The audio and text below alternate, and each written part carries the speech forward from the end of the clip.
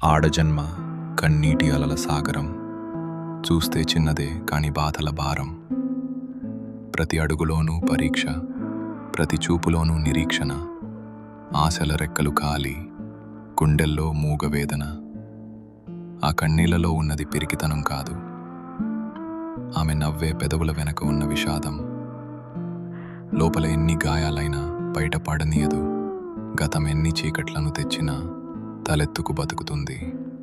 తన కన్నీరు అణువణువున ఒక కథ. ఆ కథలో ప్రేమ ఉంది, బంధాల కష్టముంది. అయినా ఆ కన్నీరు ఆమెను బలహీనం చెయ్యలేదు.